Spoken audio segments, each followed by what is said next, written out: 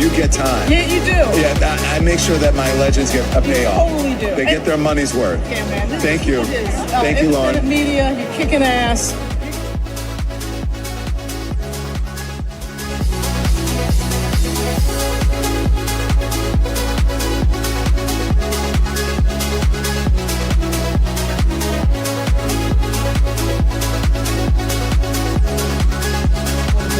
Talking about sounds like Donnie. And I got two questions. Why wouldn't you just be endorsing him? And also, are you talking to Mayor Adams and the governor? With respect to affordability, in my opening day remarks here in the House of Representatives, I was very clear that House Democrats were going to focus on lowering the high cost of living.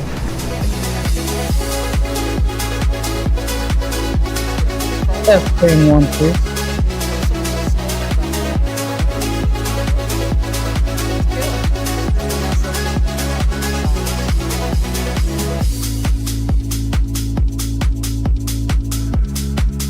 On who you don't like. It's a negative commentary on a certain group of people for absolutely no reason. I actually don't.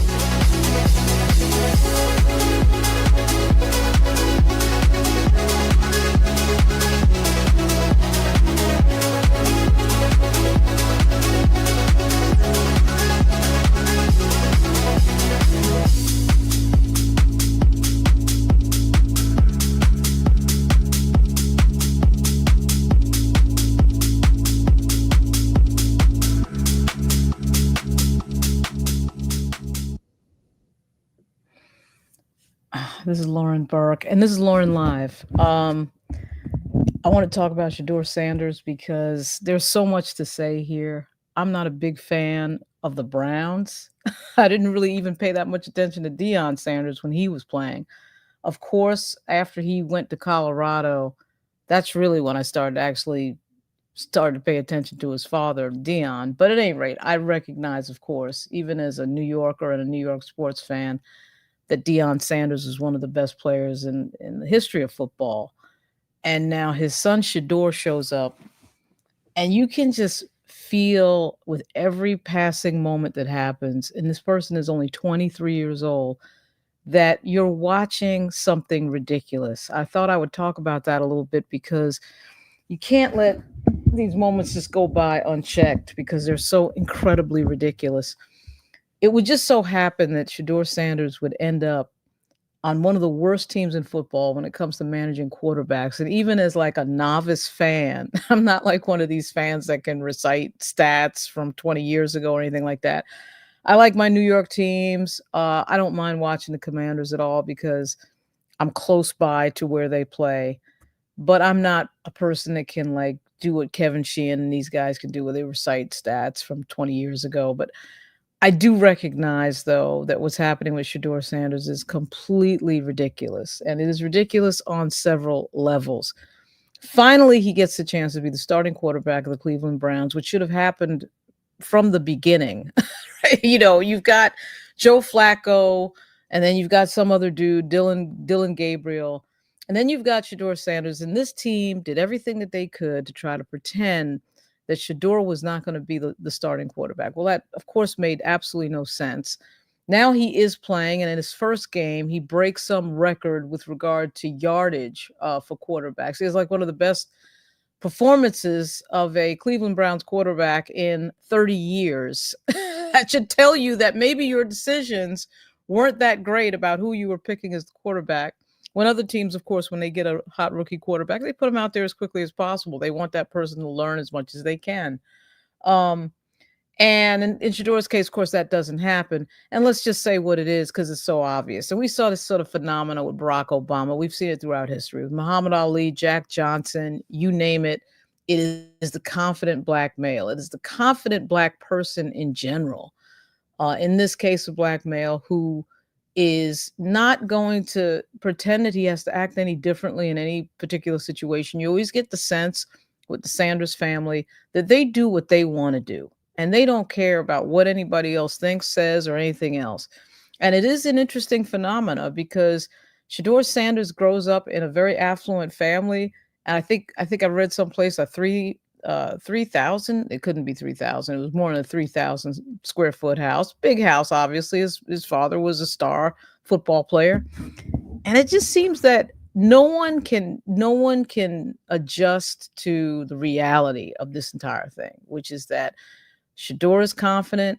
He moves with confidence. He acts with confidence. He speaks with confidence at 23 years old. And that is something, when you see some of the quotes and you see some of the things that he says, it's something that a lot of people have a great deal of trouble adjusting to. And this is why I enjoy watching him so much. It so happens that Shedeur Sanders is friends with Tom Brady, who about a month ago made a comment about this situation and what it is to be a quarterback in the NFL. I thought I would run that first because it's a pretty actually amusing thing to say. Knows how to develop a quarterback. You're assuming that you're going into a program. I mean, I'm telling you, this is not. There's a lot of people who have no idea what they're doing when they're tasked with coaching a quarterback or calling an offense. So are you saying, I mean, just like we'd rank quarterbacks 1 to 32, do you rank offensive coordinators 1 to 32? Do you rank quarterback coaches 1 to 32? Well, what if you had the 32nd ranked coordinator in someone's mind, or the 32nd ranked quarterback coach? How is he getting a level of development that the guy who's first is getting? The NFL. Now, Brady said that a month ago, and of course it becomes even truer now.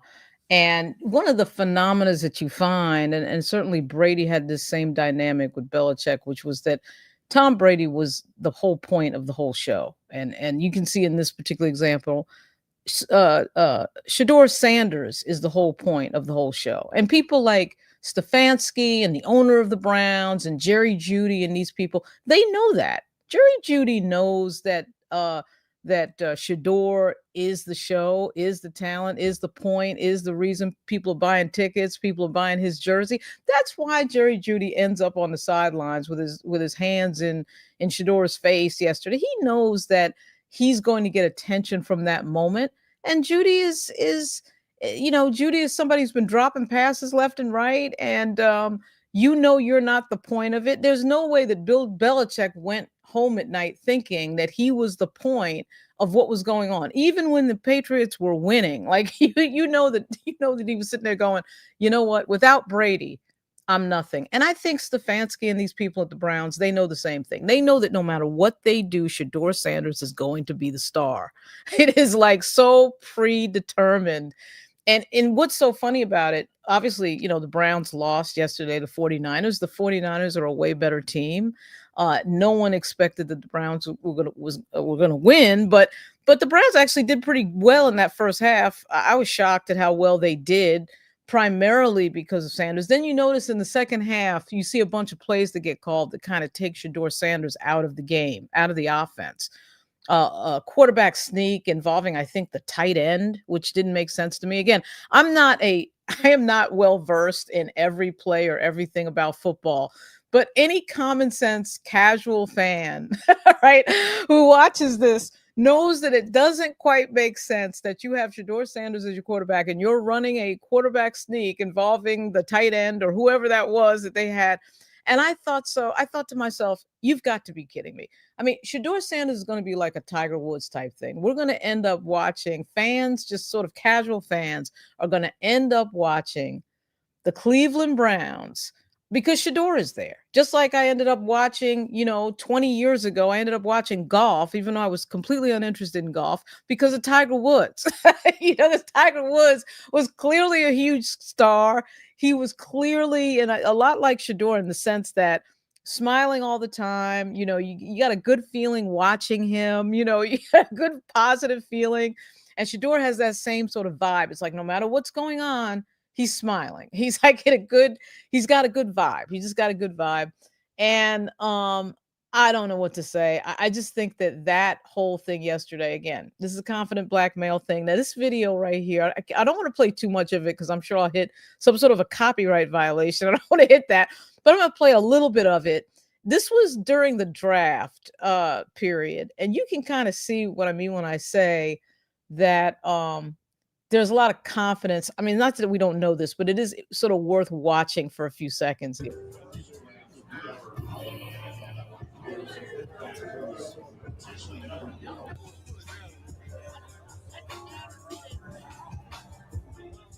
What you mean? Let me just read that book. If you need some inspiration, you know I got you. Like, hey, I got it because I know he got his new contract. I don't know what he's talking about. What's up? Good? Good? Who got me that? Yeah.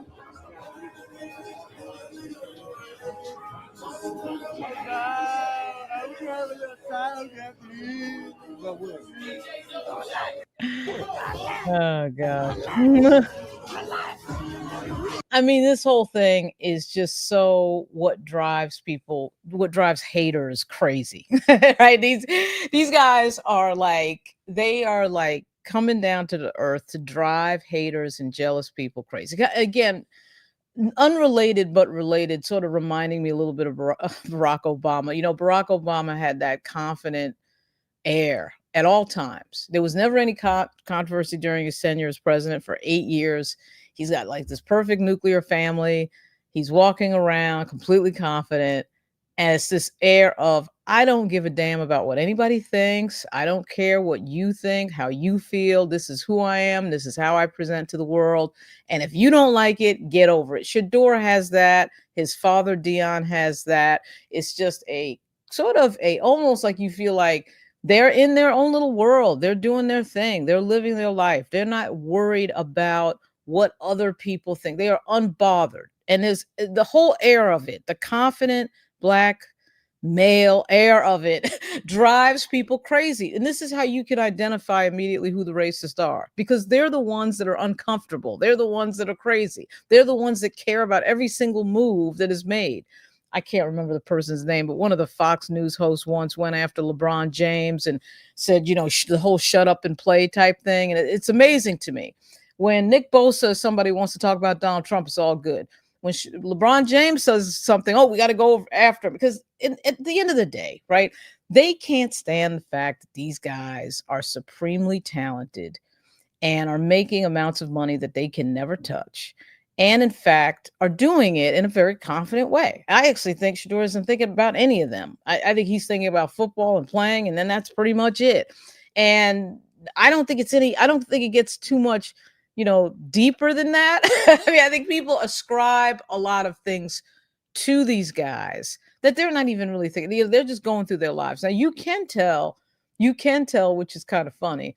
You could tell that Dion has really done a good job of telling his sons, look, this is how you present at a press conference. Because you can see at these press conferences, again, typically I would not be watching this because I do not really care about the Browns that much. I mean, the Browns are not my team, and you know, I'm not like really into the Browns, but this entire situation has me watching the post-game press conferences of the Cleveland Browns, which I've never done in my life. And all of a sudden I'm watching them because I'm like, okay, let's see what happens at this one. There's a reporter clearly that's in that pool of sports reporters in Cleveland.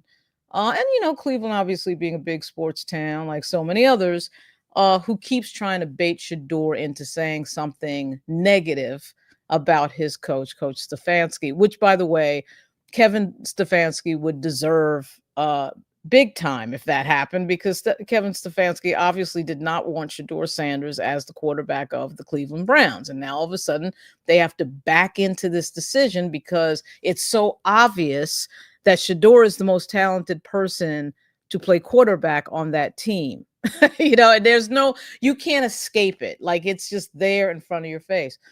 So I may play a little bit more of the interplay here. This is just sort of just B-roll of Shedeur Sanders near the draft period. I think this particular video that I just played was after the first round.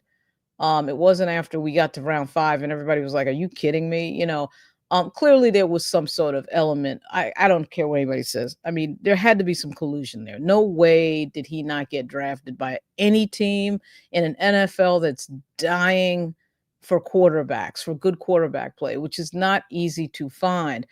But at any rate, let's look at a little bit at the press conference, the post-game press conference of Shedeur Sanders. He gets a particularly ridiculous question at the end, which he does call out.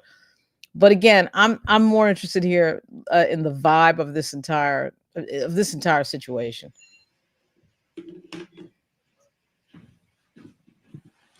How's everybody doing? Everybody? I'm decent right now. Sure, just how frustrating for you guys to have the mistakes and the turnovers that you had in this game and not be able to play this team. Yeah, it doesn't feel good. Doesn't feel at all good at all to be here in front of y'all, not on top, but it comes with it. Shedeur, the pass to Jerry there, I think it was on the first series. Was that just, wind catching it a little bit? And on top of that, how much did the wind kind of impact some of your throws you feel like today? Now, of course, the pass to Jerry Jeudy that he's talking about is the one that went over Jerry Jeudy's head, and it's hard to tell whether Jeudy did not run the play out fully, of course, because it's Jerry Jeudy, and Jerry Jeudy has always got some drama going on. Either he's not catching the ball, or the ball's getting hit and he's fumbling it after catch, or whatever. But there's always something. That's hard to tell whose fault that was, but I think might have been just a typical cross up between a quarterback and the receiver. Mrs. Sparks, how can you make it in a system that is doing everything to destroy it or break you? I'm only following the Browns because of Shedeur. Yeah, same here. I'm only following the Browns because of Shedeur. I would pay no attention to the Cleveland Browns if it wasn't for Shedeur Sanders. Period. End of story. The team has got to know that. I actually think the owner does know that. Come on, man. I mean, there's no way that you don't know when a guy's jerseys are selling and it's a record that this guy is the point of the entire enterprise at this moment. But it just so happens the Cleveland Browns do have one of the worst records when it comes to quarterbacks. They've turned over so many quarterbacks, it's not even funny. And it is really spectacularly weird that one franchise, that you could say that about one franchise. I actually think that the system is not going to break Shedeur. I think Shedeur is very talented. And barring a serious injury, he is going to do just fine. And then when I find out that one of his best friends is Tom Brady, then he's got somebody coaching him a little bit. He's got like an extra coach. He's got his father and he's got Tom Brady. So now you got someone that understands the position you're in. Remember, Tom Brady was drafted really late as well. Nobody thought he was going to be a big star at all. In this case, it's the reverse. Everybody thinks that Shedeur is going to be a big star and he's going to do it. In the case of Brady, nobody thought that. And he was not highly drafted. And of course, he turns out to be, I think you can safely say that Tom Brady is probably the greatest quarterback of all time. So that person, and Tom Brady's not that old. He's going to be with Shedeur a little bit of time here, and it's like the perfect person to be like coaching you up a little bit. But let's go back to this question of what happened on the play where the ball went over Jerry Jeudy's head. I would say overall it's about spending time. It's about spending time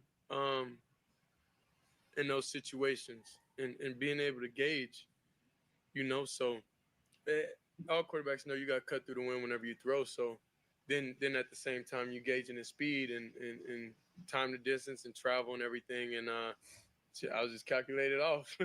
That's all it was. It was just a miss. It was just a missed shot. So then when I missed that shot, I gotta stay on myself to keep shooting. You were down late in that game after you took the slide, kind of flexing your leg. What happened there? It was just a little ankle. Just a little ankle. But we good, though. We good. Yeah. How would you assess the way you played today, Shedeur? By wins and losses. Obviously, we lost, so I didn't play well. There's definitely things on film. I'm gonna look back and want to get back and want to see, but at least moving forward, I know what we could do differently going about the week and being able, to get fully prepared for every possibility.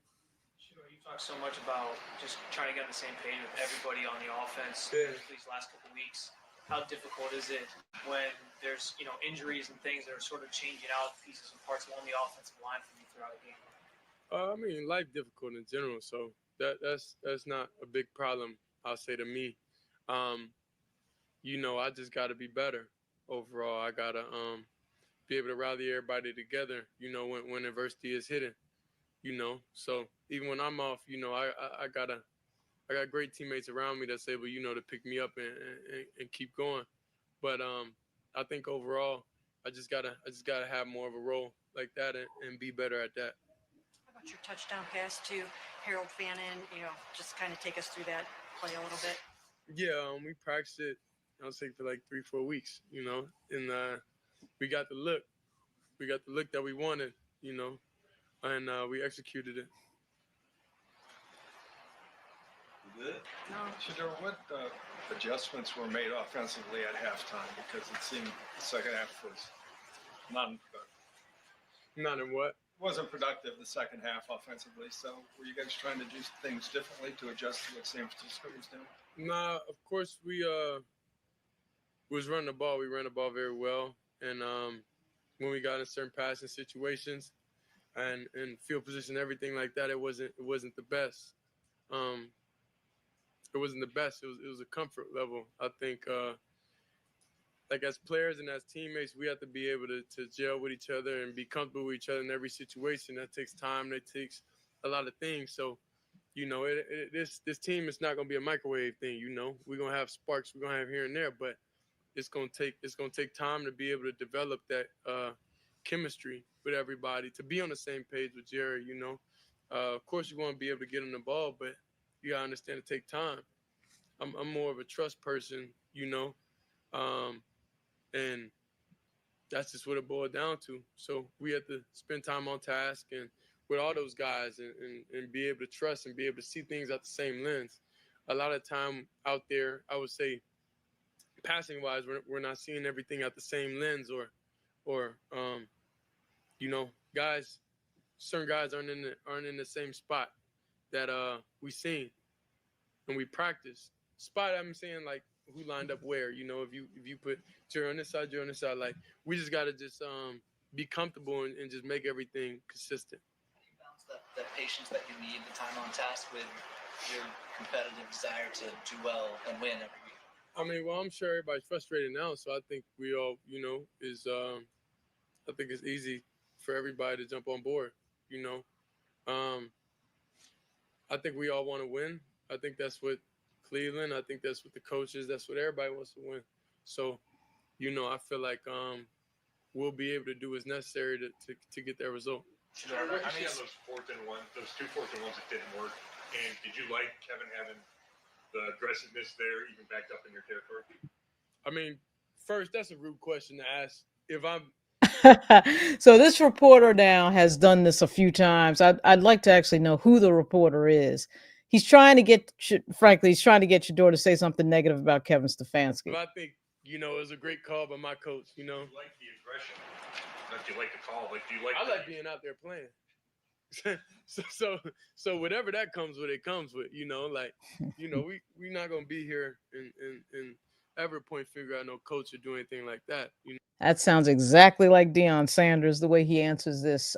This is straight from the teachings of his father, the way he says this. Do you like the call? Do you like? I like being out there playing.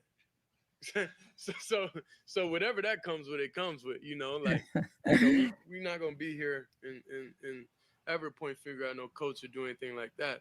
That's extremely disrespectful, and that's not even in my place. So I'm thankful for being out there, honestly, and I'm thankful that he trusts us as an offense to be able to go out there and be able to execute. Did we execute? No, we didn't. But I'm just thankful that we have that trust. Now, it's interesting. All the people who have been criticizing Shedeur Sanders over the last year, oh, he's not humble, he's not this, he's not that, blah, blah, blah, this and that. Why isn't that clip being played? Why isn't that clip being amplified? Did we execute? No, we didn't. You ain't going to be blaming anything on no coach. That's disrespectful. Why isn't that looping over and over? Right? I mean, and he said things like this before. It's not the first time, but it's so funny to me how all of the criticism and all of this nonsense about, oh, he's not humble, he's not this, he's not that. Yeah. In other words, he's not subservient. He's not acting like he's, happy to be here, happy to be in the room, happy to be breathing oxygen. He's confident. He's a confident black male. That's what he is. And it scares people who want the subservience. They do not want that dominant figure. And you can tell because every time that dominant figure shows up, there's always some sort of criticism or some sort of problem. And it doesn't matter who it is. Throughout the ages, it's like whether it's Jack Johnson, whether it's Muhammad Ali, whether it's Barack Obama, whether it's Shedeur Sanders, it's the same thing over and over again. And it doesn't matter whether it's sports or not sports or politics. I've seen it in politics a million times. The more confident and smart you present, the more trouble you get into. It's like that is what it is. You become the target. You become the thing that people somehow want to criticize and say something about. And he's interesting because of course he's on the younger side of things. He's only 23 years old. And also he reflects in a lot of ways his father. His father was supremely confident. So of course he was going to be a reflection of that. And this is a sport where, like most sports, you do have to produce, or you're out the door no matter who you are. If you do not produce, you're going to be gone. But I do think that like time is going to tell, the cream is going to rise to the top as it always does in anything that involves talent. And when it's something that involves talent and not subjective decision making, this is where people like Shedeur really excel, because you can either do it or you can't. It's not complicated. And to watch, these people, Kevin Stefanski, this one and that one, toss and turn is actually sort of amusing, but at the same time, it's a little bit like it's highly frustrating because on the one hand, you know that this person has the talent to perform if they would just get the hell out of his way. I think that the film and the play is going to make the decision for them as it is right as what's happening right now. Kevin, said that you're starting again next week. So how much are you looking forward to, once again, getting back at it and having an opportunity to build on what you did this week and go out and do it again next week? Yeah, of course I'm thankful. Like in the midst of everything that's going on, wins, loss, anything. I remember when I wasn't playing, so I never forget that feeling, So I try my best to not let that happen again, for me to be in that position. But we fell short today, and we just can't continue doing it. We can't continue doing that at all. So I know we let a lot of people down. We let the coaches down, as players and everything today. But we'll be ready to go next week.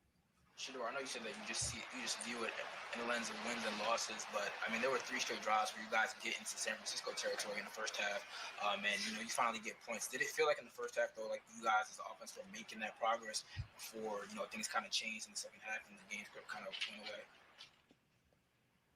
Honestly, I don't even know how to answer that question. I just got done playing, so I didn't even. Did it feel like you guys were building momentum? Is what I asked. Yeah, you could tell whenever we build momentum. You could see it. I'm sure y'all able to see it when we out there, when we confident, and I'm sure y'all able to see when we out there and we not. So it's about being more confident. Whenever we are getting slow, it's about rallying the guys, and I didn't do a great job of that today. Rallying everybody together whenever things aren't going our way, and staying focused and staying on it.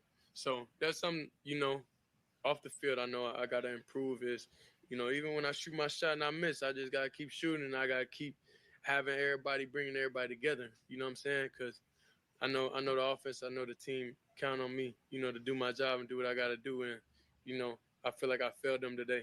Appreciate it. Thank you. Yep, and there you go. So obviously taking a lot of responsibility in a lot of those statements, right? I mean, there was no attitude there of, oh, this is somebody else's fault, or thanks for being a new member, Mrs. Sparks. No. I mean, he's confidently saying that he could do better. And Mrs. Sparks, the comment about Judy stretching out, I mean, yeah. How many times have we watched football games when you see the highlights and you see a wide receiver with a ball that's clearly a lot of times going over their head, and that wide receiver launches off the ground to try to catch it anyway. And they fly through the air to try to catch it. And did you see Jerry Jeudy do that? Of course you did not see Jerry Jeudy do that. You saw the ball go over his head. He makes no real big time effort to catch it. And then he's like shaking his head in that way that somebody shakes their head when they're a wide receiver, when they're blaming somebody else. That's what that was. Then we, of course, see the film of him on the sidelines looking at the tablet with Shedeur and clapping his hands. And I thought the analysis, if you go and watch Nightcap with Shannon Sharp and Chad Ochocinco, one of my favorite things, because I stay up late, so I like late shows. So Nightcap, of course, comes on after the last football game. And you may see me peeking off to the side here. I'm actually watching my Giants get beat by the New England Patriots pretty badly, which I was expecting actually to have happened, but I'm watching it anyway, because when you're a fan, you're a fan. But at any rate, late tonight at about 11:30, when that game goes off, Chad Ochocinco and Shannon Sharp, I'm sure will mention Shedeur again after talking about the games that are on tonight. And their analysis was quite good, which is that that all these cameras are on you during these football games. Jerry Jeudy knew that the cameras are watching him. He's performing. Jerry Jeudy was performing for those cameras. It's deliberate. He's not getting the attention. He's never going to get the attention that Shedeur gets, whether Shedeur plays or not. Shedeur was getting more attention not playing than Jerry Jeudy was getting playing. So, doggone well that in the back of Jerry Judy's head is, well, wait a minute. If I go over to Shedeur and clap my hands really hard in his face and then, gesticulate and make hand movements, everyone's going to see that. Of course, everyone's going to see that. How many times have we seen some sort of sideline incident where a wide receiver is having an argument with a coach or the quarterback? Sometimes it's not an argument. It could sometimes just be a conversation. And the cameras will go over there to see them talking. And they might just be looking at the iPad and be like, okay, they're looking at the thing and analyzing a play, and that's it. But Jerry Jeudy knew damn well, he's been in the league long enough. He knows damn well that you go over there clapping in somebody's face, in Shedeur Sanders' face, who everybody is watching, who's everybody's been watching since the minute that he arrived, and you're making hand movement, everyone's going to pay attention to you. So that to me, that whole thing was performance art. He knew what he was doing, and I refuse to believe that was coincidental. Okay, but to get back to the other point, Shedeur is in fact a confident person, a confident black male. And you can just see the stars coming into alignment. They always come into alignment every time somebody confident like this, who happens to be black and male, shows up. This is the thing. There's always a problem, and what's going on, and what's the decision going to be, and is he going to play next week? Now, Stefanski actually did say he's going to play next week, so he's going to start next week. So let's see what the deal is. Let's just watch a little bit of the Stefanski part of the press conference. He actually came out before Shedeur did, but anyway. That's not the way to play a good team where you're giving them short fields. That's not the right. With our defense, we got to make them earn it, and I don't think we did that today. And that's on me to get it fixed. Listen, it's a good football team that you're facing, and guys fought their butts off, but just not enough, especially with some of the field position that we put them in. But with that, I'll take any questions. Kevin, you had the 4th and 1 from your own 33, 10-8, 7 minutes left in the third. The defense playing as well as it has, and the elements of that. Why go for it at that moment? Felt good, Daniel. I think, there's always the obvious risk when you go for it in those situations, but if you feel good about the plays you have and your players, you feel good about converting on those distances. Why specifically did you go? I guess Tommy, why did you go for the sneak with Harold when you've been running the Wildcat, the Kimbo packages? This is the question on the Wildcat play that made absolutely no sense. Okay. I mean, at some point you're just like, okay, even if you were not a professional football coach and never coached a day in your life, there's certain things that you see sometimes in sports where you say to yourself, that makes no sense. I don't have to be a professional football coach to know that this thing that's happening on the screen makes no sense. Yeah, it was just felt good about the call. Didn't get it done. Was there any confusion leading up to that? It seemed rushed. We had a couple guys in and out of the lineup due to injury, so that caused it. But we obviously lined up. It was a quick count, so we knew that the play would get off. Kevin, did you think that Shedeur built on his first start last week against the Raiders? Yeah, I'd have to look at it, Mary Kay. Obviously, he's battling like all of our guys are battling. I know there's plays he wants back, but we'll look at it. We'll correct it. Will you start him next week? Yes. so many injuries on the offensive line, guys in and out. How did that affect today? It is. It's just part of it, Jeff. With injuries, don't like it, but it's just part of it. Now, one thing I will say, whoever that reporter is, Mary Kay, I think it was, which is interesting. Her name is Mary Kay. She asked some good questions because I've been listening to these now a few times, and she asked some very good basic questions. And of course, she asked the most obvious one, which is, are you starting Shedeur Sanders next week? The answer is yes. And so we don't get the ridiculous idea that Dylan Gabriel is going to be starting next week, which to me is exactly where I thought this was going to be headed. I'm actually surprised that Stefanski said yes right away and didn't give some weaselly answer to that. It felt like you had success running the ball, but then on the short yardage, even before the 4th and 1 or 2nd and 2 or whatever, how disappointing, and why do you think it didn't work on those 4th and 1s? Yeah, I'd have to look at it to give you a good answer, Scott, other than to say that they made a play. Felt good about the concepts that we had up, but they did a better job. Was Wyatt dealing with an injury? And if not, why did you guys rotate him to Tevin? Yeah, I rotated Tevin throughout the game. I wanted to see Tevin in this game. But, obviously want to always get our guys as many reps as we can. Because with the jumbo package that Tevin is usually in as a 6th offensive lineman, do you think that led to some confusion because it looked like Wyatt? No, it was really due to the injury that we had previously. Just one more on that Fannin play. You know, the Wildcat has worked so well with Q. Why not? Why? Well, it was 4th and inside of 1, I think. It's another question on the silly ass Wildcat play that happened. Inches. So as you guys know, quarterback sneak's the most effective play in that situation. We did not execute. That's on me. We'll get it fixed. When you say that Shedeur will start next week, are you still taking this week by week, or are you prepared to say that he's kind of your guy? Yeah, I'm not going to get into all that, Mary Kay, other than to say we all have to just play better. Yeah, I'm not going to get into that because then I would have to admit that I made a gigantic mistake not having Shedeur start from the start of the season, which, of course, now he has to admit, basically de facto admitting without actually saying it, that was a huge error. I mean, are we really going to sit here and try to act like Joe Flacco and Dylan Gabriel were better options than Shedeur Sanders? I mean, are they really going to try to pull that off? Because the answer is yes, they are really going to try to pull that off. You mentioned the mistakes on special teams, and we've asked you throughout the season about the job that Billy Ventrone is doing. And I say that all to ask, why do you think that major changes are required after another? Yeah, we'll just make sure that we keep coaching our guys, Daniel. And we had some young guys make some young mistakes today. On a positive note, what did you think of the touchdown throw that Shedeur had to Harold? Yeah, I thought that was really well executed. I thought it was a good call by Tommy in that situation. Felt really strongly about that call, that play. We kind of have been waiting to get to it for a couple weeks. Had the right time for it. Yeah, so in other words, the reporter asks him on a positive note, what did you think about that touchdown pass that Shedeur Sanders threw? And his answer for that is, that was the right play call from the offensive coordinator. Are you kidding me, man?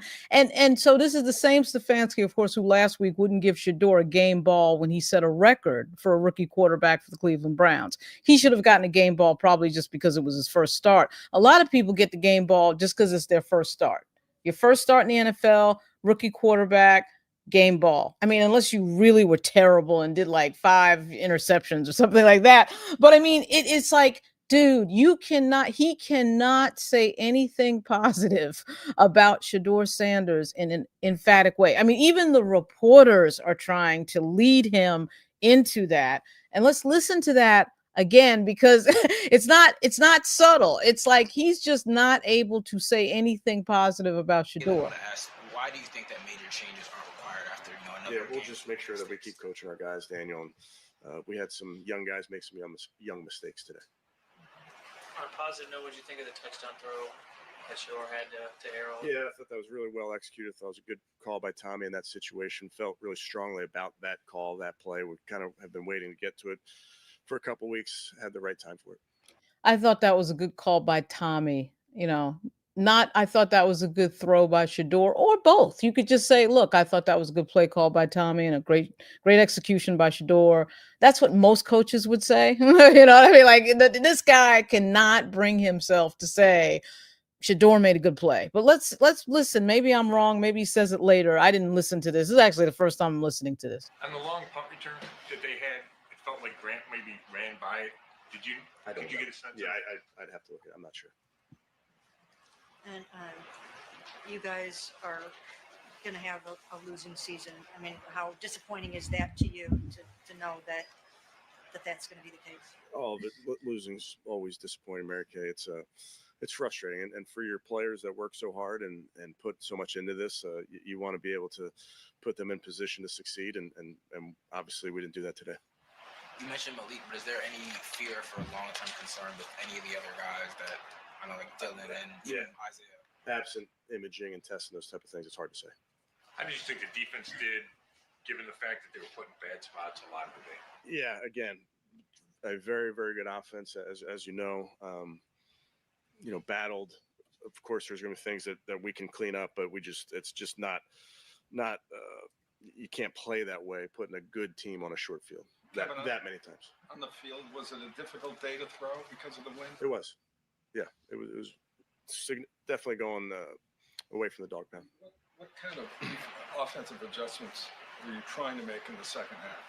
It didn't look like anything was working in the second half offensively. Yeah, we just have to find a way to stay on the football field. Thought there were some good things happening in the run game, but we just not enough, really. Will you try to get more involved maybe in some of the special teams, since that's been an area of concern? I guess I'm responsible for all of it, Mary Kay. I'm involved in all of it. We'll get it coached up. Kevin, you said multiple times that you can't put a good team on a short field like that. So when you decide to go for it on 4th and 1 again, given a 2-point game with still a lot of time left, was that something where like the analytics said to go for it? Was it a gut decision for you? No, it's always my decision. Listen, I take in information, but it's always my decision. We're going against a good team. We're the underdogs. You're gonna have to play in some situations aggressively. I feel good about those two calls and those two concepts on 4th and short. I have to trust our guys based on the matchup, based on who we have, based on who they have, those type of things. Good. Okay, thank you. Oh boy. So of course that was Kevin Stefanski being Kevin Stefanski. I love the comments here coming in. So I don't know who Mary Kay is. And I'm sure there's several listeners out there who know who Mary Kay is a lot better than I do, because I have no idea who she is. I will do a better job at studying the reporters, because I think moving forward, I am going to do a few more Shedeur Sanders related shows here, because I just find this to be ridiculous. I find this to be absolutely ridiculous. It was clear from day one at the draft and now as he plays that this person, Shedeur Sanders, should have been the starting quarterback. There's nobody else on that team. Joe Flacco, Dylan Gabriel, nobody that should have been the quarterback. Deshaun Watson, by the way, I do hear is getting better, but I don't know that Deshaun Watson has been injured so much that I don't know what his complete status is. When he was with the Texans, I remember he was quite good, I thought. And then, a bunch of stuff happened, a bunch of distracting things happened with him. And then he got injured several times. I don't know that he comes back. You can't argue that there's anyone else on that team with regard to quarterback that would be better than Shedeur Sanders. And you could not have argued that on day one of the season. You could not have argued that back in August. They were struggling not to put him on the field. They were trying to make sure he wasn't on the field. They were trying to figure out a way to pretend that, it's not going to be Shedeur and we're going to wait and all this other stuff. And that makes absolutely no sense in a NFL where rookie quarterbacks are often put out there right away. I mean, nobody's waiting around, 2 or 3 seasons or anything like that. They put those rookie guys out there right away to see, okay, what does this guy got? We drafted this guy. We're going to put him out there. We're going to find out what's going on. And I think the other reason they do it, which is just logical, the person has to get experience in a difficult situation. It's not going to be like college. Everybody knows that, whether it's basketball or football, when you go from college to the pros, there's going to be a big difference there. And so as I watch the Giants get beat by New England, unbelievable, 30-7, it's terrible. Anyway, it's just the idea that you're going to wait around for Dylan Gabriel. Are you kidding me? And Flacco, of course, is on the back end of his career, so that didn't make any sense either. Although, Flacco in his prime was fantastic, no doubt about that. But Flacco is not in his prime. So what was that? You're going to put the rookie out there. So at any rate, I do find this to be just such a great example of one of the things that you see in American life, certainly if you're African American, where you say to yourself, we've got to be so it's not even twice as good. It's like we have to be good as performers, and then we have to be having this perfect personality that has to present in a way that makes everyone comfortable. Are you kidding me? Are you kidding me? I mean, and nobody else is required to be that way. Nobody. And so far, what I've seen is that because Shedeur Sanders is so talented and happens to have come up at a time when name, image, and likeness money has been huge, and he's been very lucky to be talented enough to benefit from that. It pisses them off. It pisses the boosters off. He gets to buy a Rolls Royce, or he's got a gold chain. Look, you can kiss my ass on all of that stuff, because those things are happening because he's talented. Those things are happening because he has more talent than almost anybody in the world. It is very, very rare to be a professional football player. I mean, that is something that I have I'll say I'll call this person a friend of mine. He's a state senator in Virginia. His name is Aaron Rouse, and he used to play for the Giants and the Green Bay Packers. What was his position? Was he a corner? I think he was a corner or a safety. And he wasn't like the guy that went to the Super Bowl or is going to be in the Hall of Fame. But every time I see Aaron Rouse, I say to myself, that guy did something that 99.9% of the population will never do, which is play professional sports of any kind, whether it be football or anything else. You are in a group of people just by stepping onto that field, making the 53-man roster. You are doing something that most people will never do in their lives. And we've all seen it where football players come and go. They sometimes get injured, they get hurt. You never see them again. I've seen people where they were playing in maybe the first or second game, and somebody got hurt and you never saw them again, torn ACL or something.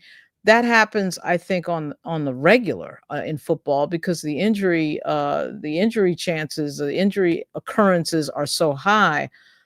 At the same time, you see people who last in the league. And I do think Shedeur Sanders actually has had some injuries in college, and it's just the nature of the situation. But the point is, it is a big deal to be able to step on that field. And I just think it cranks up the jealousy on people who, it's like haters are going to hate. And you get a guy like this that's a younger guy who is well liked, and the jerseys are selling. He hadn't even stepped on the field, and the jerseys were selling.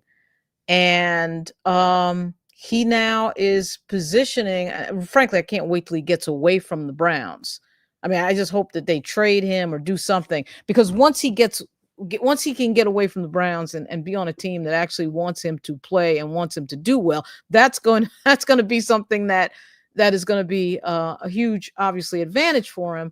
I don't sense that this group of people that's around him now really wants him to succeed. I think that's pretty obvious. And people who know a heck of a lot more about football than I do, which is almost everybody, I've heard them say this in one way or another. Certainly, folks, Chad Ochocinco and Shannon Sharp. I mean, the idea that this is the group of people who really wants to see him succeed. But what is good to know is, of course, he's friends with Tom Brady, and obviously he has his father, and his father played on such a high level that they will be there to advise him. And I'm sure that they've told him point blank, do the best you can. This is a business. Go out there, execute the plays. And obviously we know that Shedeur Sanders is not calling the plays. The coaches are calling the plays for the Cleveland Browns.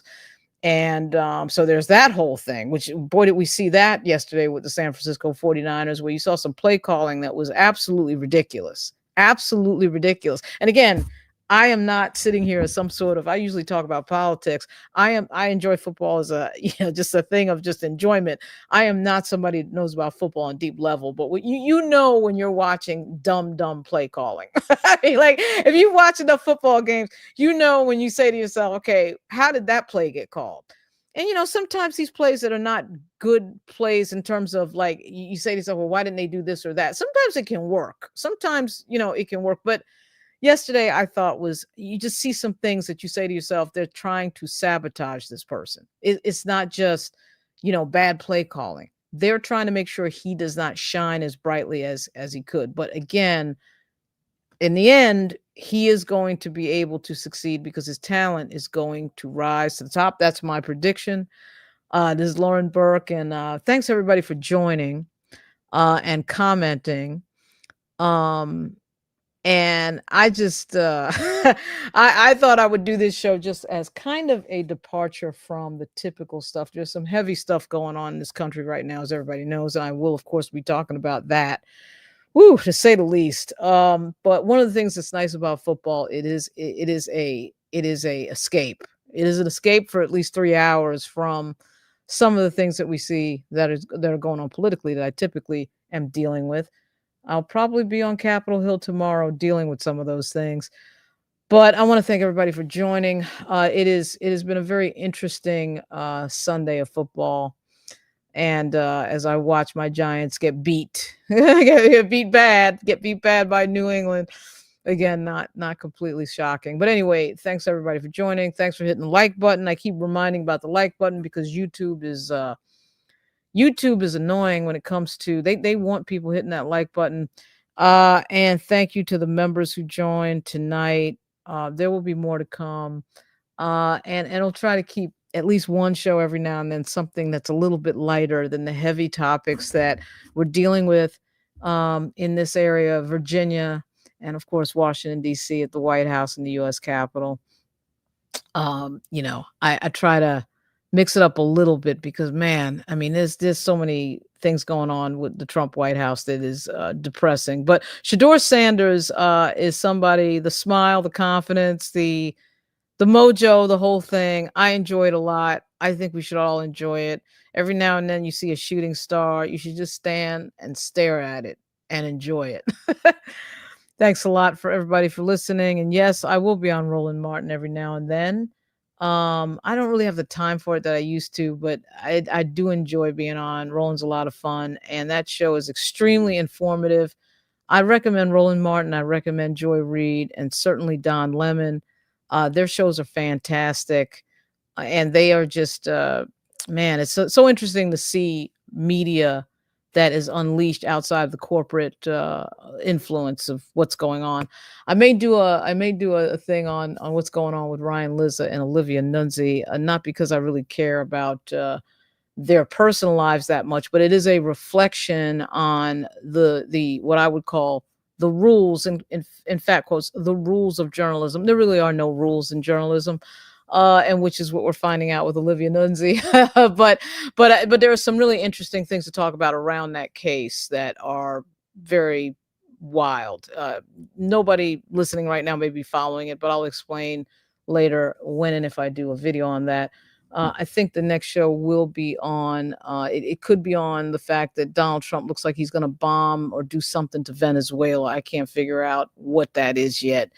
But we will, I'll be back soon and I'll put the video up or I'll somehow announce it on the posts on my YouTube channel. I appreciate everybody listening.